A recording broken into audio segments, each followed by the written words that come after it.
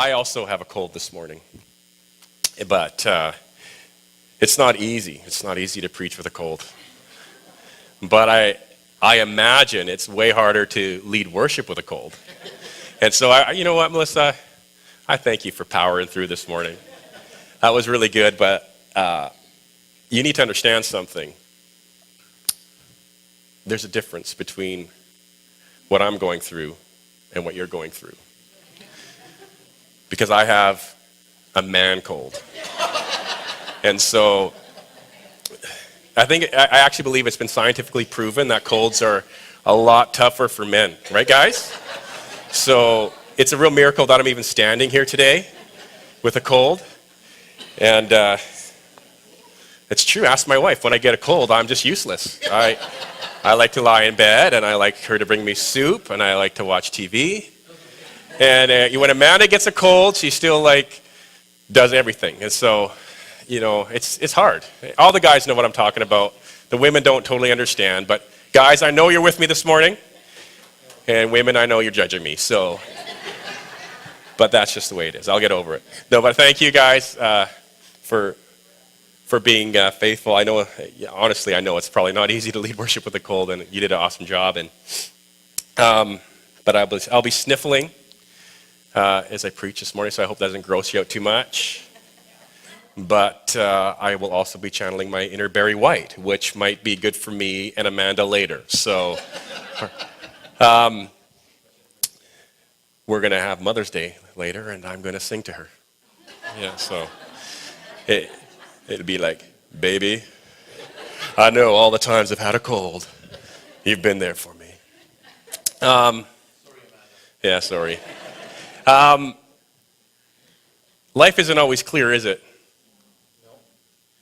No. We wish it was clear. We wish that we could plan and see everything we plan come to pass. I always kind of get frustrated with God because he's not an equation.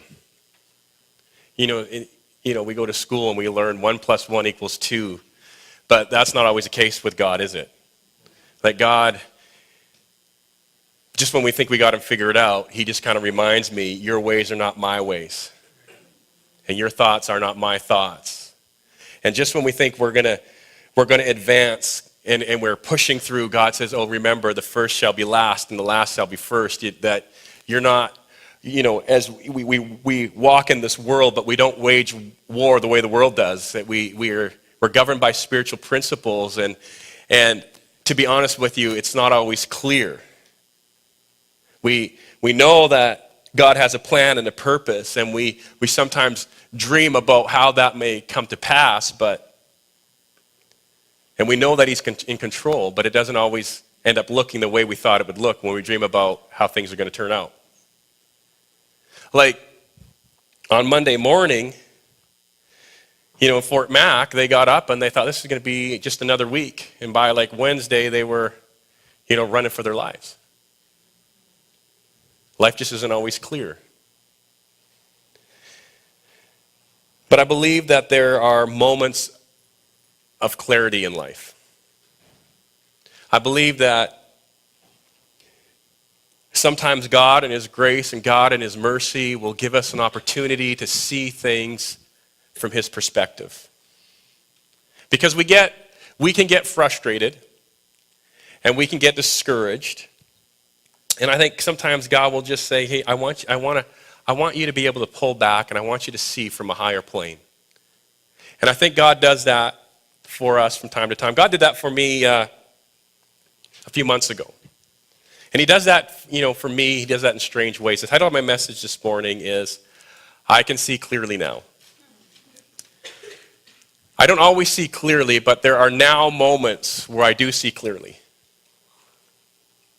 This year, we put Wyatt in ice hockey. Because I love hockey. I enjoy playing hockey. I enjoy watching hockey. Now that I'm a little bit older, I don't enjoy playing it as much. I enjoy watching it more. But, for me, I enjoy hockey, and I've enjoyed having Wyatt in hockey, and there's been a lot of neat moments this year watching my son play hockey. scored a lot of goals. Those were exciting moments. Went into the corners with a bunch of other kids and came out with the puck. Those are proud moments. When he scores a goal, it's fun to watch. It's fun to watch a 5-year-old have victory because they don't even care what they look like. They're just excited. And every time Wyatt's team scores a goal, the kids they'll just do something crazy. They're so excited. It's like every time they score a goal, it's like they won the Stanley Cup. And I enjoy those moments, and they all kind of come together in one big collage. It's like one big game.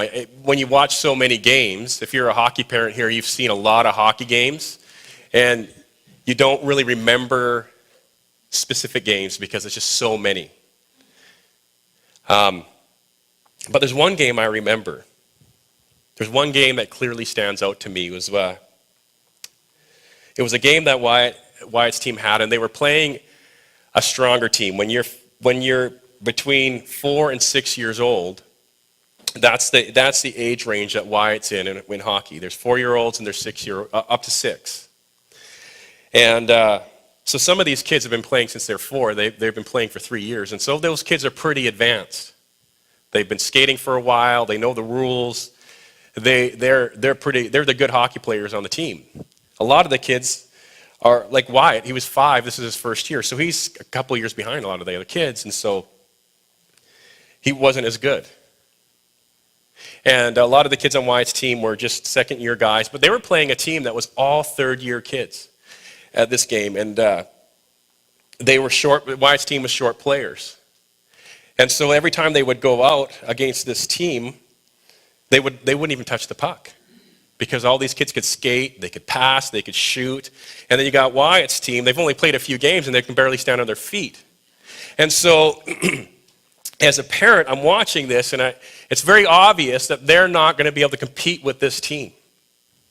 And so halfway through the game, there you can see that Wyatt's team, this is a 5-year-old, 6-year-olds, they're getting pretty discouraged and getting pretty tired.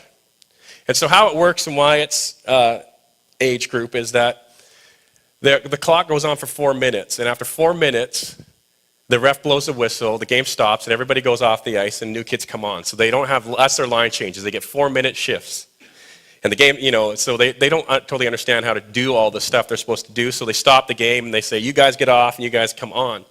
And by halfway through the game, Wyatt's team was so discouraged that kids didn't want to come on the ice because they weren't touching the puck and they weren't competing. They were being outscored, and it just wasn't a lot of fun for those kids. Some of the kids were on the ice and they didn't even care about the game anymore. Some kids were doing snow angels on the ice.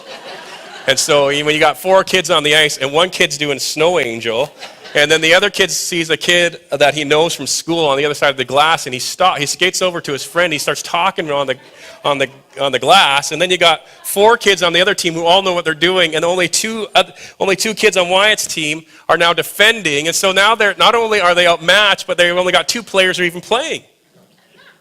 And so what was happening was that the whistle would blow, and they would skate to the bench. And the coach would say, okay, guys, it's your turn to come out. And the kids were like, we don't want to go out, coach. And so the coach looked at Wyatt and he said, Wyatt, can you go again? And so Wyatt said, yeah, I'll go again.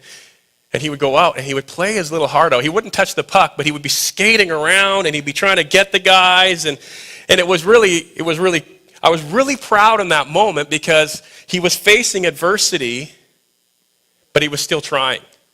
I mean, there's no way, it was obvious he wasn't going to win. It was obvious he probably wasn't even going to get the puck, but he was going after it. And so he had to double shift.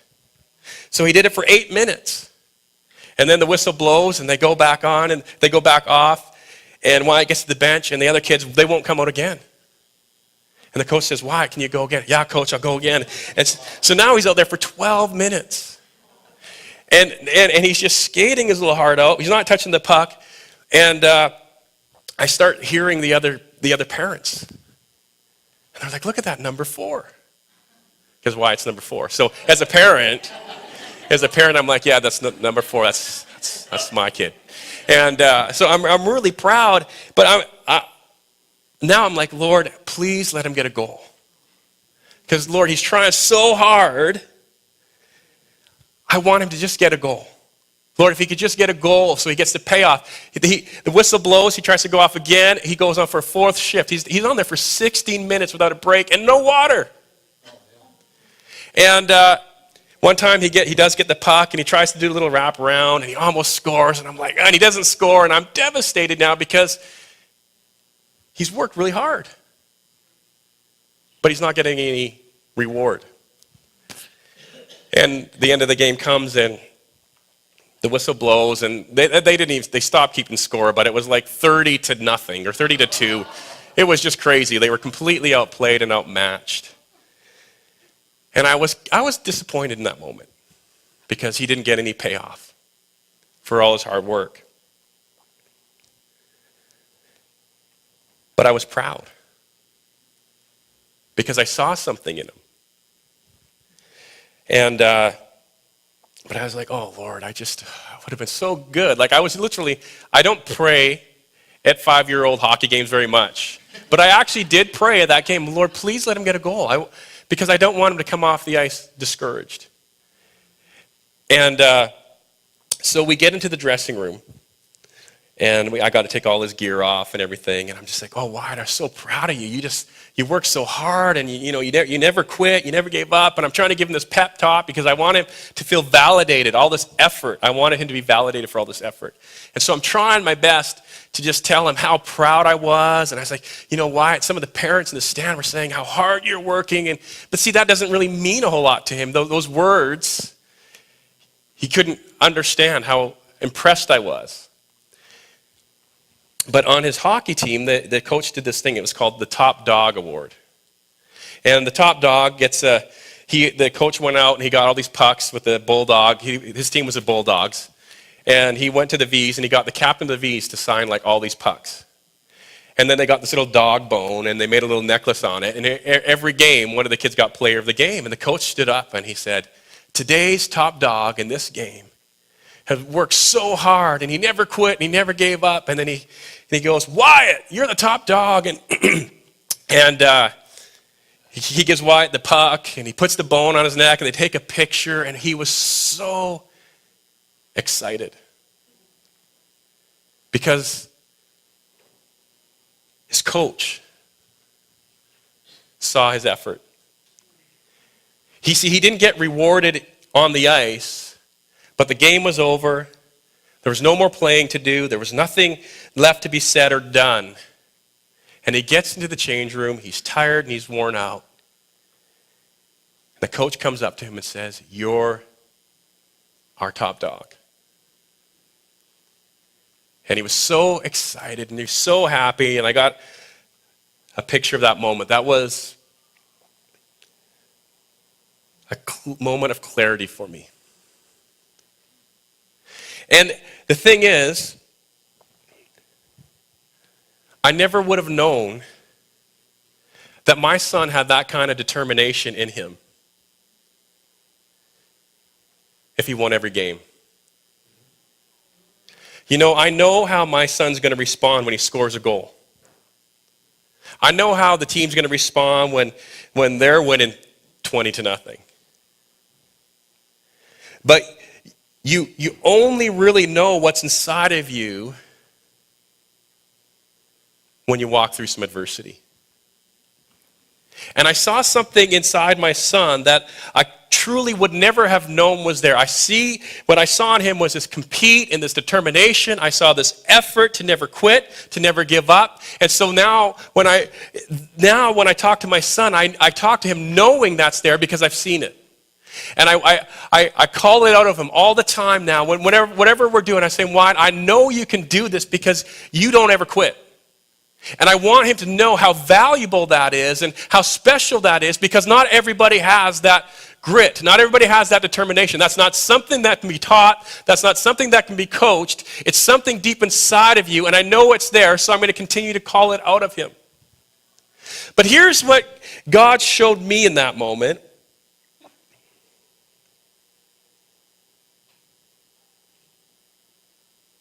He said, Dennis, you may not win all the time.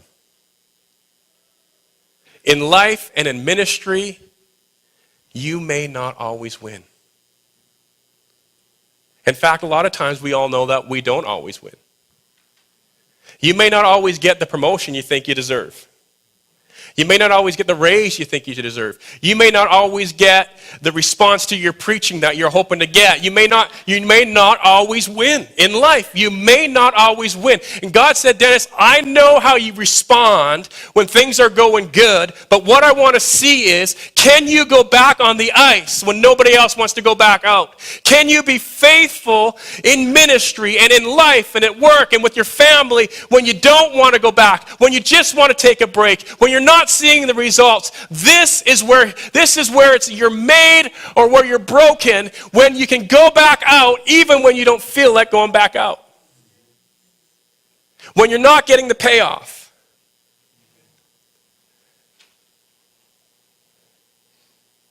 God says, I know how my people respond when they get what they want. But what really counts is how you respond when you don't get what you want. He said, this is what determines if you're a man of God or a woman of God. When you don't get what you want. If you have your Bibles, turn to 1 Corinthians chapter 13. Part of this chapter is going to be on the screen, but not all of it. This is one of Paul's great, this is Paul at the top of his game. Like if Paul ever wrote a chapter, you don't have to go to church to know 1 Corinthians chapter 13, because anytime you go to a wedding, we read 1 Corinthians chapter 13. Poets like to write love songs. They can't compete with 1 Corinthians chapter 13. Or poets, musicians like to write, all the love songs that are written, they can't compete with this. All the poems, all the love poems, they can't compete with this. And this is chapter 13 of Corinthians. This is it. This is his great writing. And I want to read it. It will sound familiar to you. It says, if I could speak all the languages of the earth and of angels, but didn't love others, I would only be a noisy gong or a clanging cymbal. Does that sound familiar? If I had the gift of prophecy and I could understood all God's secret plans and possessed all knowledge, and if I had such faith that I could move mountains but didn't love others, I would be nothing. If I gave everything I have to the poor and even sacrificed my body, I could boast about it. But if I didn't love others, I have gained nothing. Love is patient and kind. Love is not jealous or boastful or proud or rude. It does not demand its own way. It is not irritable. Love is not irritable.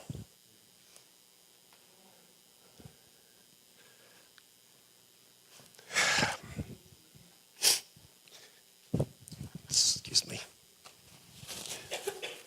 Love is not irritable. Oh, my kids, they're just irritating me. That's for Pastor Dave. He's downstairs in the nursery. Dave, love is not irritable. He's going to text me something, I'm sure. And it keeps no record of being wronged. It does not rejoice with injustice, but rejoices whenever the truth wins out. Love never gives up. Love never loses faith, is always hopeful, and endures through every circumstance. Prophecy and speaking in unknown languages and special knowledge will become useless but love will last forever. For now our knowledge is partial and incomplete. And even the gift of prophecy reveals only part of the whole picture. But when the time of our perfection comes, these partial things become useless. When I was a child, I spoke and thought and reasoned as a child. But when I grew up, I put away childish things. Now we see things imperfectly, like puzzling reflections in a mirror, but then we will see everything with perfect clarity. All that I know now is partial and incomplete. But then I will know everything completely, just as God now knows me completely. These three things will last forever, ever: faith, hope, and love. But the greatest of these is love. Let's see what Dave texted me. Can you come change Red's diaper, please? No, I won't. So, this is Paul's great love chapter. We generally don't focus on chapter 11, or verse 11, when we do a wedding. We focus on all the things that love is. And I love that, because when I think about love, and I realize that John tells us that God is love, and I take these attributes about love and I give them to God, it's like God is patient. Thank you, God, for that. God is kind. God, you know what? God is not easily angered. God keeps no record of wrong. How good is that? Like, when I think about the attributes of love, and John tells me this is who God is, this is a picture of who God is, I think that's amazing, because I need God to be that for me. I need God to be slow to anger with me. I also need my wife to be slow to anger with me, but I need God to be slow to anger with me. I need to know that God's not irritable. I need to know that, because I can be very irritating. And I need God to be this for me. But then we come to verse 11. And it just doesn't seem to fit in with the rest of the chapter. Here he is talking about what love is. Love is patient. Love does not judge. Love is all these good. Love never gives up. Isn't it good that God never gives up? And this is who Paul says God is. But then he goes into this verse 11, and it's like he just kind of changes direction on us. It doesn't seem to fit. And he starts talking about when I was a child. I spoke and I thought and I reasoned as a child, but when I grew up, I put childish things behind me. Love has expectations. God has expectations. And the first thing we realize about love, or what we realize about God, is that yes, God is all these things, but God expects his children to grow. God expects, if you're his child, that you will grow. Paul says, when I was a child, I spoke this way, I thought this way, I reasoned this way, but I grew up. God expects his church and his children to grow up. And then we have to put childish ways behind me. I cannot continue to think, act, and talk like a child. Eventually, I have to grow up. Here's the thing about growth. Some growth is natural. Like, I've been talking about Wyatt, so I'll stay on that vein. When we brought Wyatt home from the hospital, he was this big. We made sure he had food, water, the basic necessities of life, and now he's this big. We didn't focus on him growing. He just grew. There's just natural growth. If you provide these basic ingredients to life, children are going to grow. If they have the food, the water, and the nourishment, they will grow. It's not like we said, Wyatt, sit there and focus on growing. You need to grow 3 inches today, so try hard. He didn't have to try hard to grow. You just grow. But not all growth is natural. Some growth requires effort. For instance, muscle growth. Like we will naturally grow so big, but if you want to grow bigger muscles, you have to resistance train. You have to either get a gym membership or use the gym upstairs at the church here. But that requires discipline. Some growth requires discipline. If you want to go beyond natural growth, that requires discipline. That requires, you got to eat a certain way, you got to take time out of your schedule, you got to go to the gym and feel sore and tired, and if you do that, you'll grow beyond what is just natural. Like my son, again, we didn't really focus on teaching him how to talk. Isn't it weird how, I can't learn a language, I'm 40 years old, and I can't learn a language, but I learned English when I was 3? And no one tried to teach me English. It's like you hit a certain age and you start, you're surrounded by it, and you just start learning how to talk, and we naturally learn how to speak English. Don't you wish reading was that way? Don't you, when Wyatt turned, I don't know how old he was, I'm not good with dates. Let's just say he was 3. He learned how to talk. I wish 2, okay? Amanda said 2, okay? I wish they turned 5 and they just knew how to read.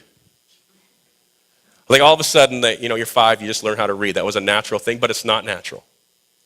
We send him to school, and he comes home with books, and we say, Wyatt, we got to turn off the TV, we got to focus on the reading. These are the books your teacher sent home with you.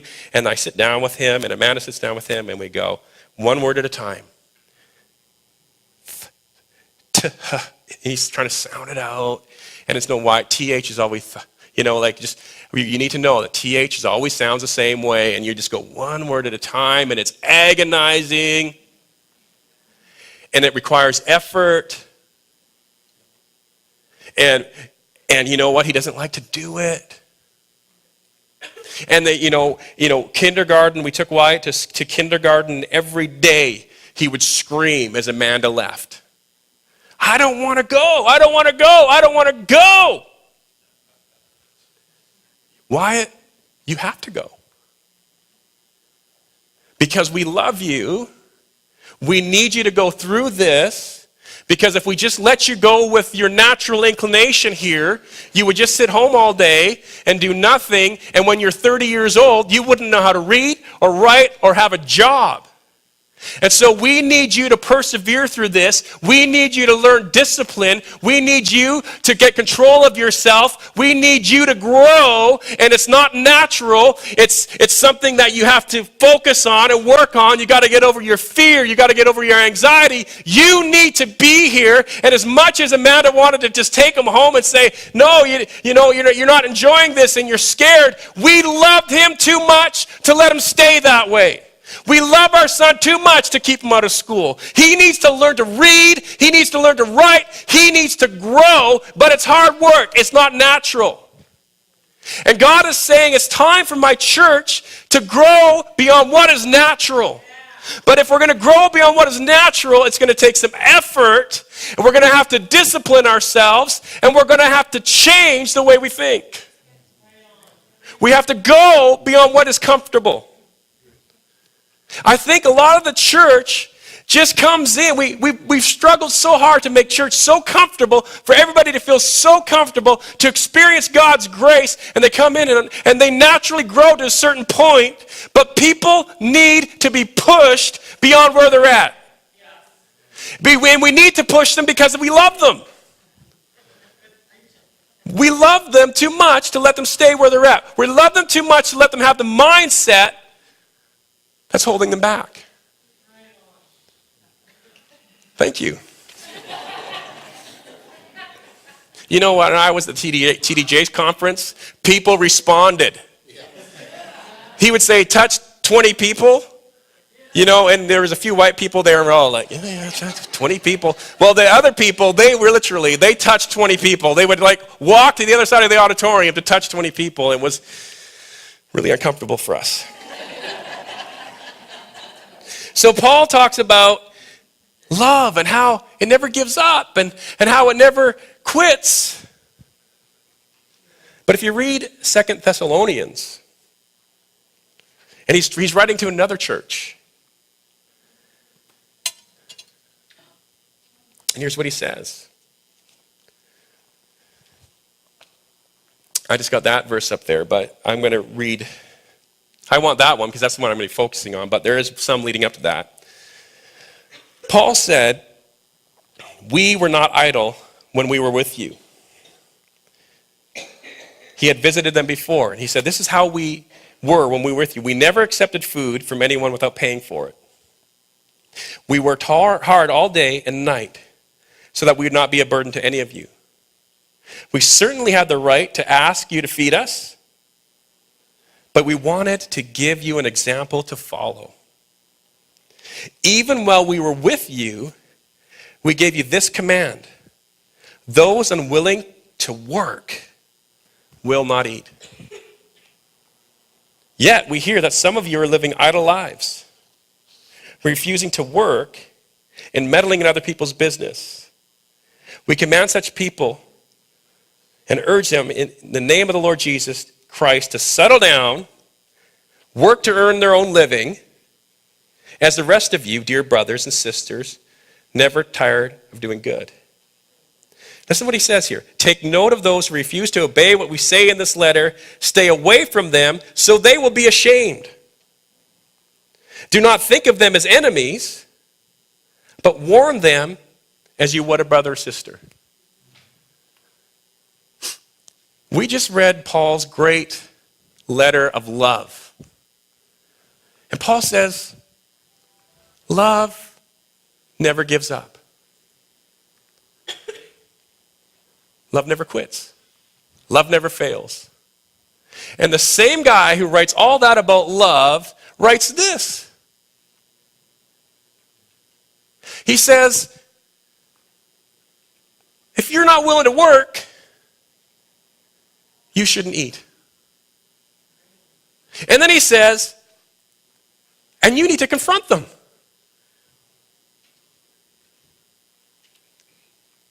Those two passages of Scripture don't seem to work together very well. Paul, I thought you said love never quits. I thought love never gives up.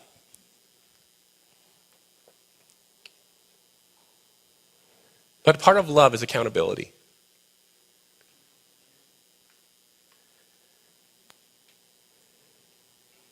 And Paul says to them, he had visited that church before, and he had gave them a command earlier. He said, listen, grace is good.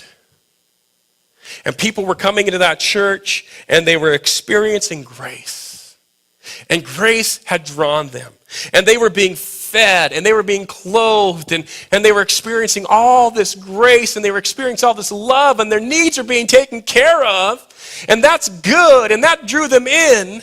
But people were taking advantage of grace.